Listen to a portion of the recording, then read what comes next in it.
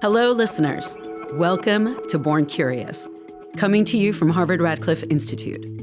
On this podcast, we lead with curiosity to bring you some of the work happening here. I'm Ivelisse Estrada, your co-host.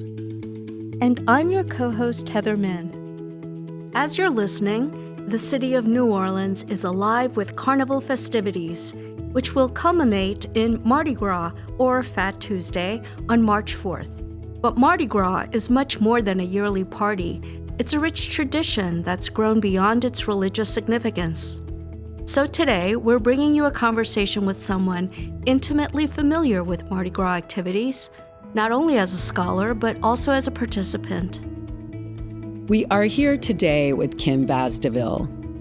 She is a scholar in residence at Dillard University in New Orleans and was previously a professor of education at Xavier University of Louisiana. Her work lies at the intersection of Black history and Mardi Gras masking traditions in New Orleans. Thank you so much for joining us, Kim. Well, thank you. And this is a really special time in New Orleans. We're under the veil of the Mardi Gras. That's exactly right. So can you tell us a little bit about your work? I'm from New Orleans, and I grew up seeing Mardi Gras and participating in Mardi Gras parades in marching bands.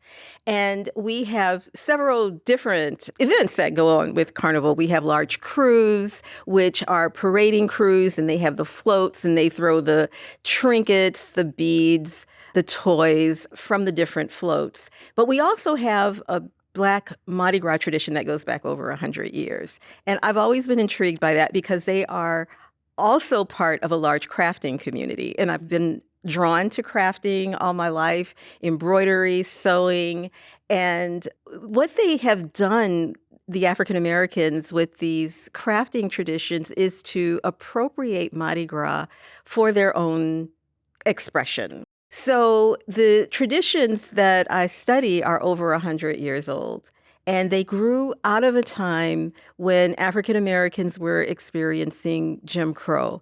During Reconstruction, everyone had the hope that there would be integration, that schools and public facilities would all be integrated. But with the end of Reconstruction, people who did not want African Americans to compete with them for jobs and did not see African Americans as their equals, they segregated the entire society, even leisure activities. African Americans could only participate in white Mardi Gras in very demeaning terms, as servants, as flambeau carriers who would carry the torch lights, the oil lamps. But it created an ethereal look for the parades, which celebrated European history and white men's supremacy.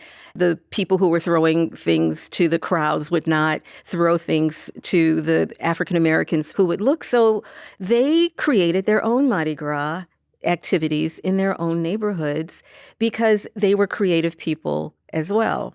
And with that, they developed a variety of traditions. And it's so important when we think about these old traditions that I study, that they were born out of an era when they didn't have a lot of cultural artifacts to pull from. You know, when we create today, we can pull from all over. We live in such a multicultural community that we pull from all over. But what they were able to pull from were just a few cultural traits that they took with great abandon and elaborated on, which puts us in a kind of complex position today when we're looking at these older traditions. And what are some of those traditions? Some of those traditions include the Black Masking Indians, the Zulu Social Aid and Pleasure Club, which is an actual parading group. They ride on floats and have throws.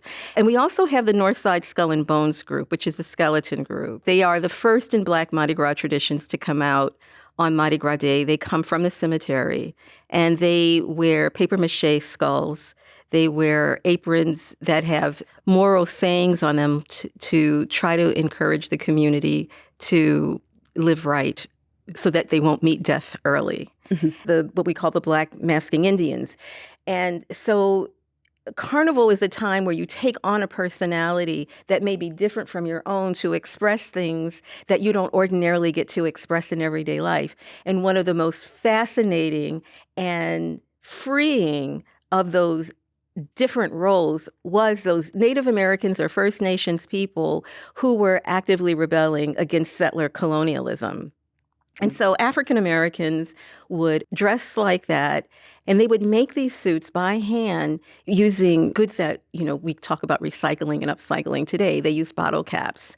They would catch fish and take the scales off the fish, dye the scales, and then sew them on. If there was a dress that they could get a hold of, like an evening gown, they would take the jewels off of that, and they would put it into these suits that they were creating, and they would use ribbons. It was like play, and it was a way that they would roam these neighborhoods and find each other and sort of battle with each other through dance, through song, and through a lot of boasting, a lot of male warrior boasting. Another group that we haven't talked about are the women, the baby dolls. Mm-hmm. I read your book. Oh. Wow. Yes, the baby dolls. Exposed thighs in the 30s. Yes. And earlier. Yes, very exposed and very unabashed. So there is a tradition that started in the 1900s. There was slang being developed about mama and papa and baby for your lovers.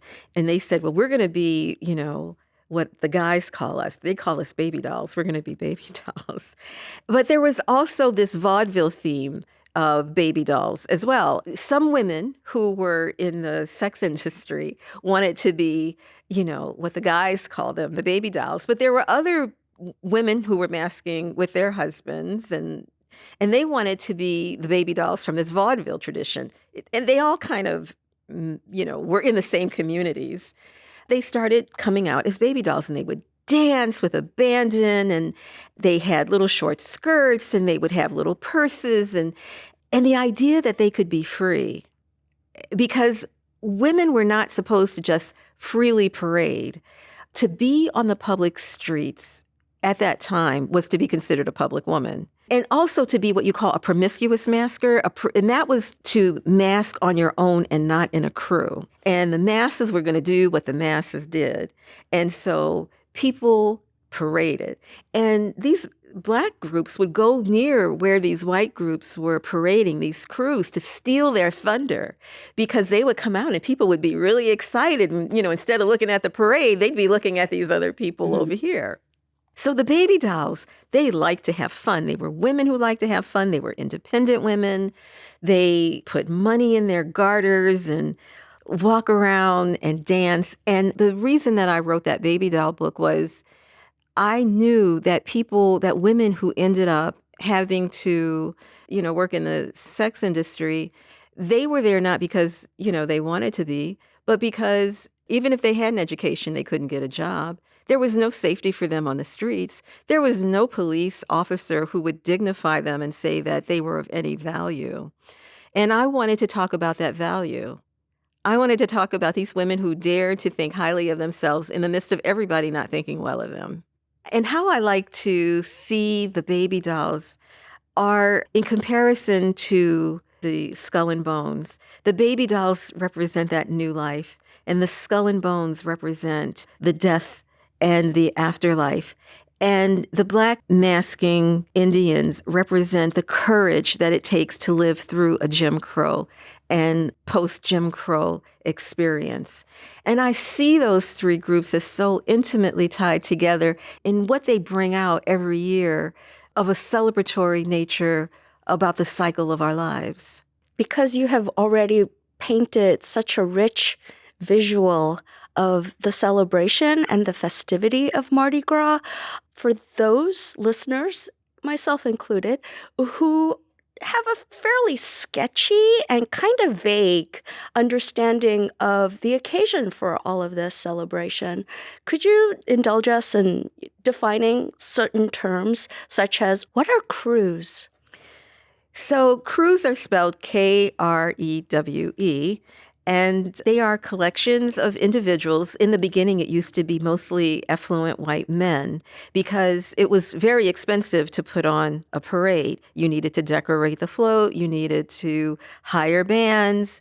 You were going to have a ball. The ball would be very expensive. You had to have invitations, you had to have themes, and you had to have what they called tableaus, which were things that happened at the balls, sort of like mini plays, several of them to act out the theme. And so those crews put on parades, and they have balls and they have courts. So they'll have a king, they'll have a queen, and they often have a debutante. And then there are these walking groups. And they are not part of the upper class ways of celebrating Mardi Gras. They have less expensive floats, maybe not put so much investment in the balls, but they do mirror upper class ways of celebrating Mardi Gras. But they open themselves up to everyday, ordinary people. Then there are groups who like to costume and do street theater. So they form themselves into societies and they walk through their neighborhoods. And African Americans were left out of all of this. So they began masking in their neighborhoods as Black Masking Indians or the Zulu Social Aid and Pleasure Club or the Skull and Bones group and the Baby Dolls.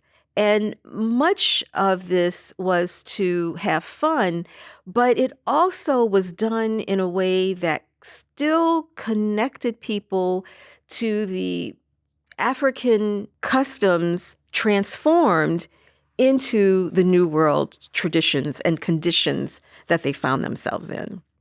What is Mardi Gras, and how is it different or the same as Carnival? That's a really great question. They're two different things. Carnival is the period between the Feast of the Epiphany, which is on January 6th, and it starts the carnival season, which ends on Mardi Gras Day, which is Fat Tuesday.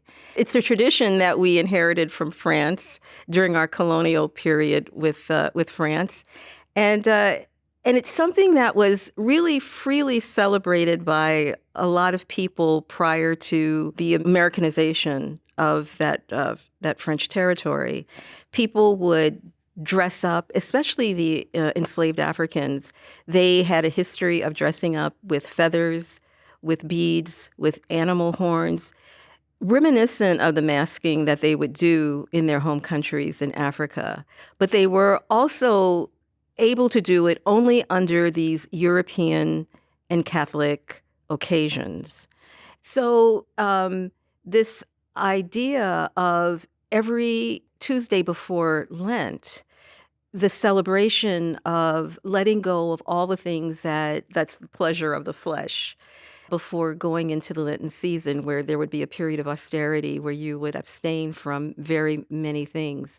So Mardi Gras really is a period of abandon, of getting ready, getting yourself, of purging yourself of all the things of fleshly delights, so that you can go into a period of a sacred time, reflecting on the passion of Christ, everything that Christ has gone through. And so that Lenten season used to be very much observed, and you couldn't get married, you couldn't have parties, you couldn't eat sweet things. Your diet was pretty austere, and you were supposed to be, in a sacred space. And so it's something that the people really liked. They felt that Mardi Gras was something that was really necessary. And they were also a very creative people. And they continued to gather together in groups. Eventually, Mardi Gras was formalized. It was formalized and made into the structure that we know today, where there are floats and there are crews, which are private societies, and their members ride on floats, get bands to come and celebrate, and do all the things, indulge as much as possible in food and drink and community before sundown on that Tuesday. I didn't realize that Carnival was so long. Yes. So Mardi Gras is one day where there are parades and walking groups. And there are different kinds of walking groups. So parades have routes that are announced and that have police escorts. Walking groups tend to follow their own spirits. And so they are dressed up in a theme, they are acting out a particular idea, and they walk in different neighborhoods to entertain the people in those neighborhoods. It can be a small walking group, as few as, just a half dozen people, to a large walking group. And they sometimes they call themselves societies. And so they're in different parts of New Orleans walking and costuming and putting on street theater for anybody who wants to stop and see. Mm. But there are also parades that start about 2 weeks before Mardi Gras Day. And those are organized crews. Most of them are very old. And they all have what we call signature throws. Like there's a big parade that women put on called Muses, and they decorate these shoes. And people really want to get these throws because the shoes are, if you get one, you want to get another, and they're very hard to get. There are other signature throws. The Zulu Social Aid and Pleasure Club, they parade on Mardi Gras Day, but they have a signature throw called the coconut. And then there are balls that are happening, and masquerade balls, and then there are all the debutante balls. So There's so many parts. there are so many parts of it that you can spend your whole life every day going to a party, going to a parade, celebrating. Can we talk about masking though? Because Yeah. when we say masking, I think about obscuring the face. Absolutely. So people who are riding in parades and floats, they have to have a mask on. You have to conceal your identity. People who are in the walking traditions, they may not have on a mask. Their face may not be obscured, but they might have on a costume. And so the whole tradition of the group coming up with a theme and organizing a particular way that they're going to dress with their accessories, that's what we call masking.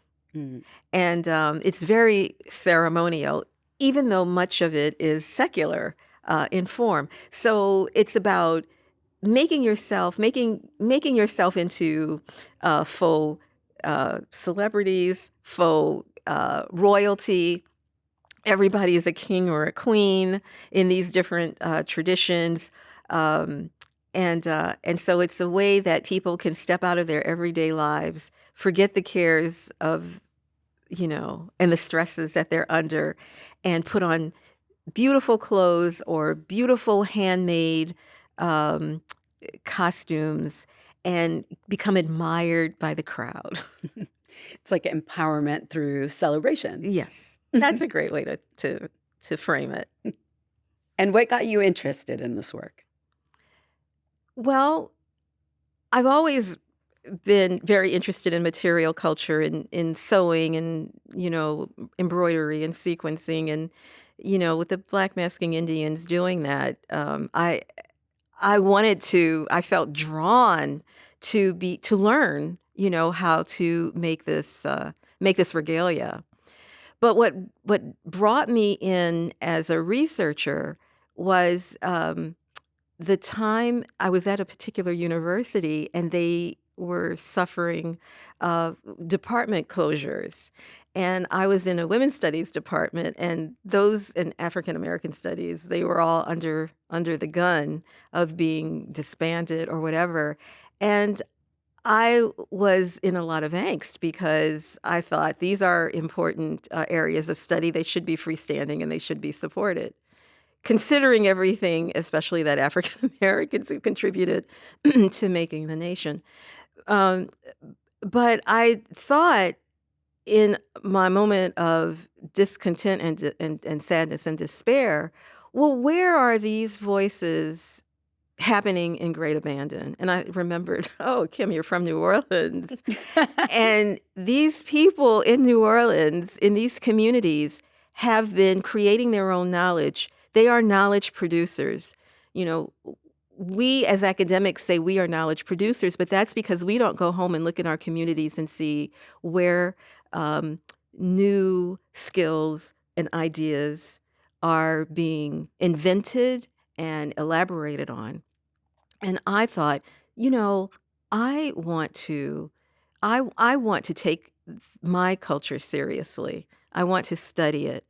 And I turned my face home and went home and began to meet the people who were perpetuating the culture, who were the guardians of this particular very long tradition.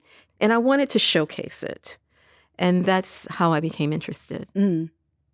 What are the questions that you are asking as you're examining this rich cultural phenomenon as well as material culture? Yes. So I began observing the people who were African Americans who were putting on these traditions, and observing that over time, more and more spiritual elements were being put into the regalia that they were making, such as African Americans who practice certain African religions using the themes from those religions sewn into, and the themes are organized into their suits. And so it's a way of expressing their own spirituality in a very public and secularized form. And why? Why would they be doing that? Why would they reappropriate Mardi Gras for a sacred purpose? For example, we have a group of African Americans who are our crew called the Crew of Oshun. And Oshun is a river goddess among the Yoruba people. The Yoruba religion has traveled really well across the Atlantic and is very popular. So we have several people who actually observe the Yoruba religion who are in our Black walking traditions. And we have a crew who has taken the theme of the Yoruba religion and Oshun and made it a secular parading tradition. So, for example, the queen of Oshun is not a queen, she's Oshun. She's the actual goddess. Mm. And the goddess loves beautiful things, mirrors, beads, gold, honey, and peacock feathers. And so Oshun is thought to be very beautiful. And her consort is Shango, who was an actual king who became deified among the Yoruba, but who is, as a deity, over thunder and lightning, but also social justice. So as the parade, as each float of the Crew of Oshun goes, you have Oshun, and then you'll have her consort Shango in the next float behind her, and you may have a band in between, or, different kinds of entertainment, mostly dancing, groups of dancers.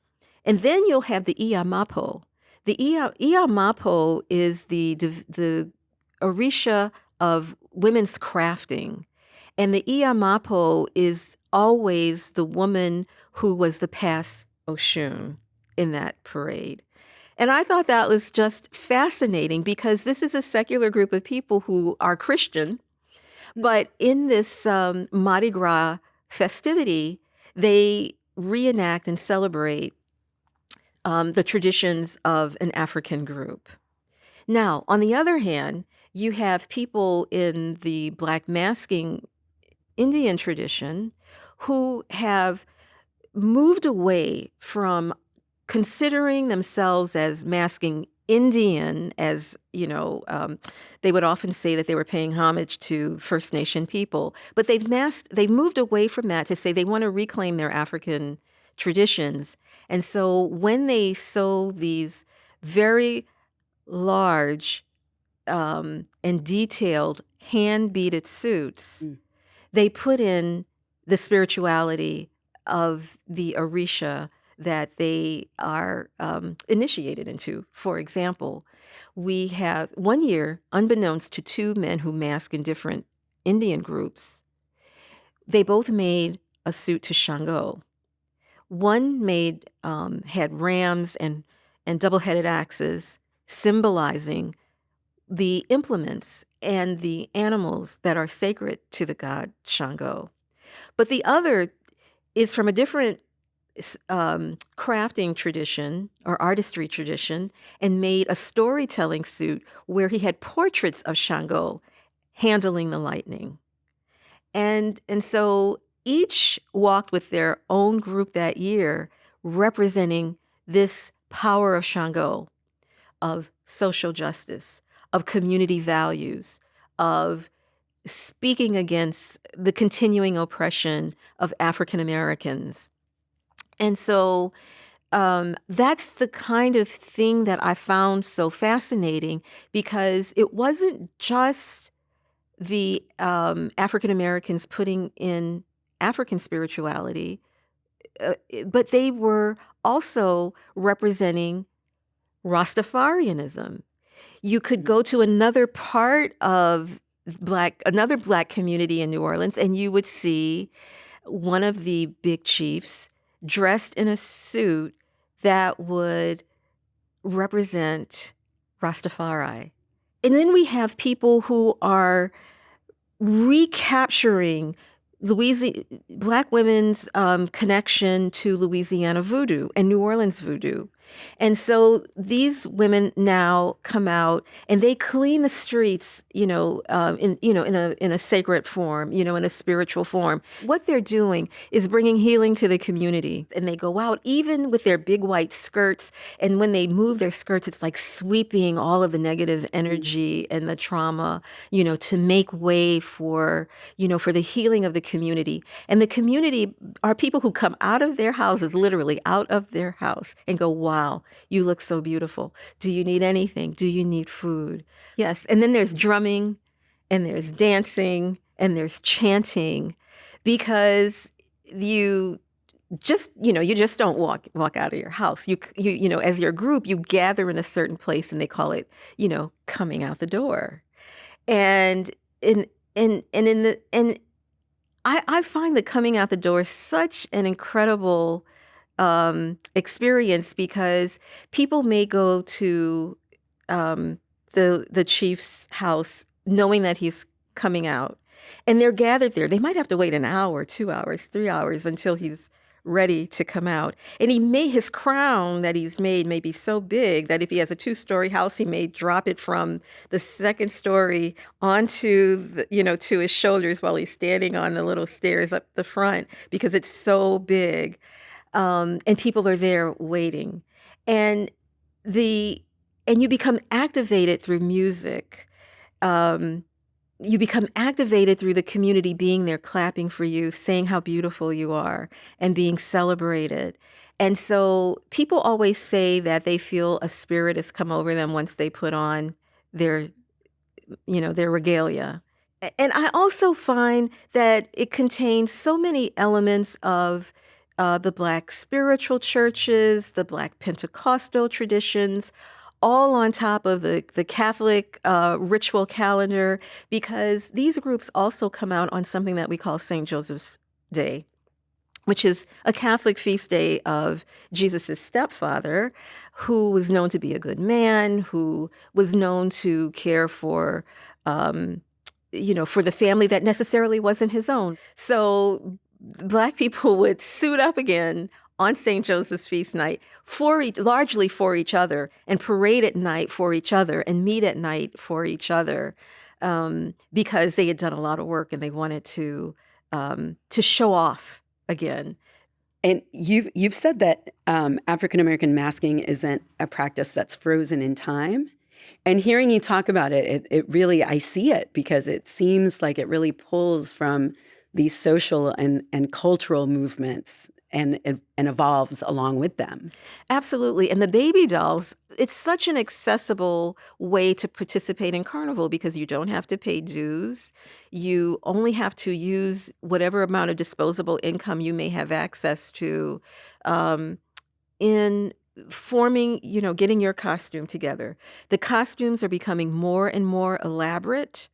They are becoming more and more diverse, because when I first started this, most of the women who masked baby dolls, and there were only a few of them, had like one baby doll outfit. Now they have many because they're forming their own rituals. Now they have something that they call every year the blessing of the street. And the blessing of the street is because, carnival, it's dangerous. It's out on the street. People are drunk. People are very close together. If you don't like crowds, don't come to Mardi Gras. But, and people are, you're going to be surrounded by a lot of people. And so the idea of blessing the street is to make sure you have a safe arrival home. And they also do something else, which is, I find very moving, is that every Juneteenth now, they dress up in baby doll outfits that are made out of African garb. And they go to Congo Square, they go to other ritual places in New Orleans, of which there are so many. And they have often a speaker who comes to talk about Black history, and they dance and they commemorate the ancestors. And so it is all of these are evolving traditions. And that's why there's so much life in them, because they are responding to the people's needs at the particular time in which they live. Why do you think these customs have taken off in New Orleans specifically? What is it about New Orleans that kind of has sparked this incredible creative outpouring? People in New Orleans are real affiliative. They like to be with each other. They like to talk. There's a laissez-faire attitude. Today, people might know New Orleans as having jazz funerals, but Africans were always accompanying their dead to cemeteries with music. And then they would come back with music. So there's always been this legacy of parading. So you have a lot of things already built into the culture. The city has always been invested in Mardi Gras as a tourist industry. And people say if you get arrested on Mardi Gras Day, you really, really deserve to be arrested. Because the police have such a wide berth on, what's allowed and what they're used to. And they're really, really good with crowd control. Mardi Gras actually became a holiday at the end of Reconstruction. As somebody who studies this very rich subject matter and with lots of layers and aspects to it, what's your methodology? Well, I interview people who are in these traditions, and over the years, they have allowed me to have multiple interviews with them. I've been able to observe them over multiple carnival periods. I belong to the Golden Feather Hunters gang, and I was taught how to bead and how to make the suits by the chief, who's an exceptional designer. And so I've been doing that for many years. And there's the only way to really understand what's going on, the stress of it. It's expensive. It's stressful. It requires a level of dedication that is unimaginable because you have to sew for hours. So men would get off their jobs and they would go home and they couldn't do anything else except go home and sew until it was time to go to bed. And then they'd go to work and then they'd come home and sew because every part of you has to be covered with individually hand-sewn work. My big chief, Shaka Zulu, says it takes years off your life because it's like you can get all the help you need and it's never enough. And when do you get to step out? On Mardi Gras. That's when you come out. You come out the door. On that one occasion possibly on St. Joseph's Day? Correct. That's and it? Then you can never wear it again. The richness is mind-boggling because people can use this. They could have all of the same beads, sequins, rhinestones, feathers, but they're all going to look vastly different. The creativity is endless. It's amazing. It's really amazing.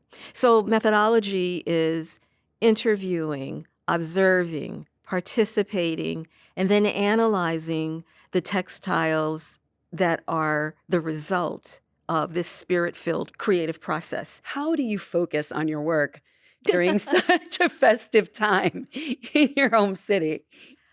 Well, part of my work would be being with my group where I would be beading. And, so I take lots of pictures. I'm like, oh, that's so interesting. Let me grab that image right there, for later review or to follow up with a person. And observing what's new. What's somebody doing this year? Because everybody wants to show themselves as being better than they were the year before. How are people who are perhaps newcomers to New Orleans or the Mardi Gras tradition there, how are they brought into the fold? How can they get involved if they're interested to do so? Right. So the traditions usually are passed down in families, or your neighbor will invite you to participate. Usually you have to be invited in. That is really the way to get in and to be mentored and welcomed into the tradition. And so you start off as a young person often, but you can start off at any age. All you have to do is have a willingness and have a group of people that want to embrace you. So you do your work this year at Radcliffe, but you do your work at Xavier University, an HBCU, historically Black college or university here in the U.S. How does the fact that you do your work within that context, inform your work, give meaning to your work? I wanted to track my colleagues' secret Mardi Gras personalities because everybody belongs to a group of some kind. All of my colleagues, they all costume. And so the professors and the staff, well, they are infected with the Mardi Gras spirit. So there is that idea that, Mardi Gras is something that happens in New Orleans, and Xavier is a part of it because it's a part of the Catholic ritual tradition. And then it was a way to teach our students things about New Orleans. Our students aren't necessarily Catholic at all anymore, but it's a culture. And so you could teach them about Catholic traditions and you could teach them about Black traditions all on the same day. And so that's how we do it. That's how we do it at Xavier. You're bringing people into the fold and welcoming them to contribute and participate in your traditions. Absolutely. The part of my work that is, I think, the most important is to look at these sacred creations that are being made as objects for devotional review.